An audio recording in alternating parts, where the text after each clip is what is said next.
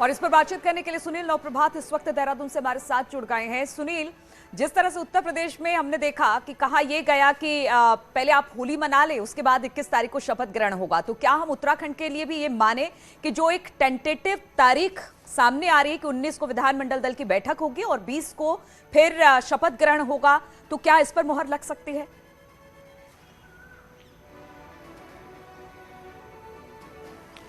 बिल्कुल नीलू, क्योंकि कल लगातार ये जानकारी आ रही थी।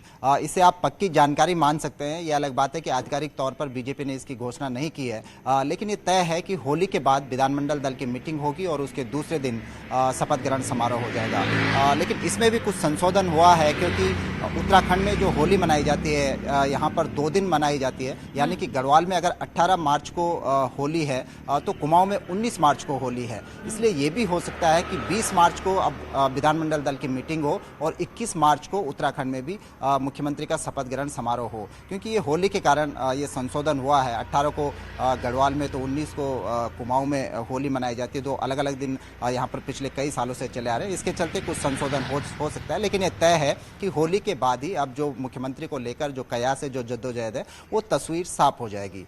इस बीच बीजेपी के जो तमाम नेता हैं वो दिल्ली और देहरादून के लगातार चक्कर काट रहे हैं। जो विधायक हैं जो अभी तक क्षेत्रों में थे वो अब देहरादून पहुंचने का सिलसिला शुरू हो गया और मेल मुलाकात के बहाने जो एक लॉबिंग है, खासकर मुख्यमंत्री के लिए तो है ही, क्योंकि उसके बाद कैबिनेट का भी गठन होना है, तो कैबिनेट के लिए भी यहाँ पर अंदर खाने एक तरह से लॉबिंग शुरू हो गई है नेताओं। ठीक है सुनील, लोग अब जो भी विधायक अपने अपने क्षेत्रों में थे अब देहरादून पहुंचने शुरू हो गए हैं, लेकिन इस बीच कहा यह जा रहा है कि मुख्यमंत्री का चेहरा कौन होगा, इस पर अभी भी संशय बरकरार है। कुछ इस तरफ से कुछ सुगबुगाहट आ रही है कि कौन हो सकता है, कौन रेस में है, कौन आगे जाएगा और कौन मुख्यमंत्री का चेहरा होगा। इस बारे में कुछ जानकारी मिल पाई है?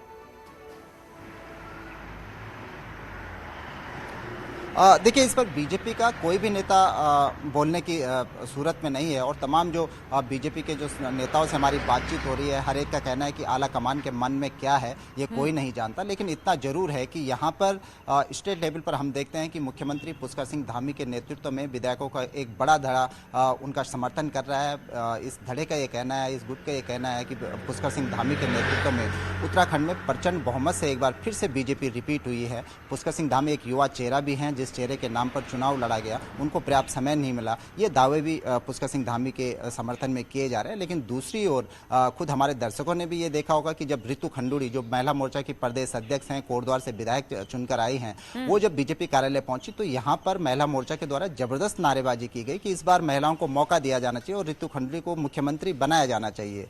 तो जो अलग अलग विधायकों की भी जो राय आ रही है, प्रत्येक विधायक अपने नेता के समर्थन में कहीं ना कहीं लॉबिंग करता हुआ दिखाई दे रहा है। लेकिन अंततः क्या होगा, कौन मुख्यमंत्री होगा, कौन 2022 में उत्तराखंड की सत्ता पर विराजमान होगा मुख्यमंत्री की कुर्सी पर, वो 19 मार्च के बाद, होली के बाद इस जो तस्वीर है वो पूरी तरह से छंट जाएगी। चलिए ठीक है सुनील, थोड़ा इंतजार और करना पड़ेगा, तस्वीर साफ हो जाएगी 19-20 मार्च तक कि आखिर कौन उत्तराखंड में मुख्यमंत्री का चेहरा होगा। बहुत बहुत शुक्रिया आपका हमारे साथ जुड़ने के लिए।